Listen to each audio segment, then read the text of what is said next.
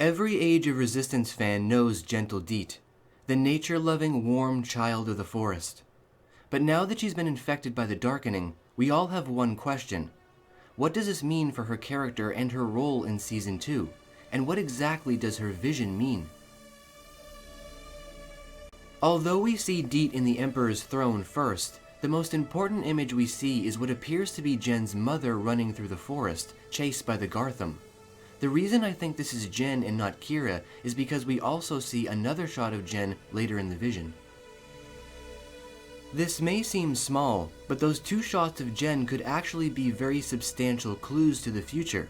Because if Deet is only seeing Jen's future, it could mean that Deet might be related to Jen in some way, perhaps even his mother, or maybe she's just simply a big part of his story. But regardless, there is a reason she's seeing all these very crucial moments. The next shot we see is, of course, Jen jumping onto the crystal and replacing the shard.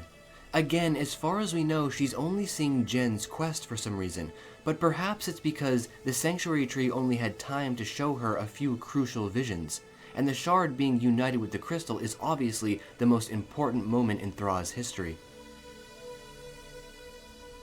Then, the last shot we see is Deet in the Emperor's chair.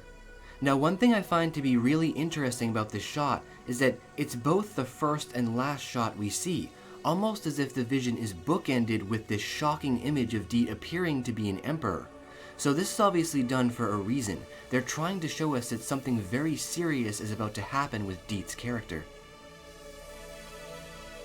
Now, as far as trees actually giving visions, it's more of a common occurrence in Thra than you might think.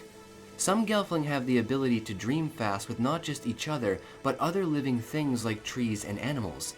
In fact, in the shadows of the Dark Crystal, Naya has a vision of her own while traveling through the Dark Wood, so Gelflings seem much more in tune with nature and able to receive these visions than others. So as for my ideas for this vision, well, many are starting to think that this means Deet will be evil for Season 2, but we have to be careful of what our definition of evil actually is. Remember that even though Deet is infected by the darkening and destroys all she touches, she didn't choose to be this way. The darkening was transferred to her, and now she has to figure out what to do. Also, we have to take into consideration what would happen if the Emperor were to find her. Rianne obviously lost sight of her at the end of Season 1, and my guess is she's heading into the Dark Wood, and that's exactly where the Crystal Castle is. Affecting so much wildlife, there is no way she will go unnoticed, and the Skeksis may soon find a way to snatch her up and hold her captive. And this could be a very intriguing storyline, because we all know the Emperor is experimenting on the darkening, but what would happen if you captured a Gelfling who was infected with darkening? Could you drain them endlessly forever? Maybe feeding the crystal its own dark energy through a Gelfling is the key to unlocking more of the crystal's power. And if this is the case, Deet could be used as a slave and experimented upon forever. So, when we start to put everything together, we can see that it may not be Deet actually in the Emperor's chair as the Emperor. It means that she will simply eventually be used by the Skeksis as a super powerful source of energy, and maybe even turned against her own kind, a brand new weapon for the Skeksis to utilize. And what the vision is realistically showing is the long, painful path that the Gelfling have to get to their destination.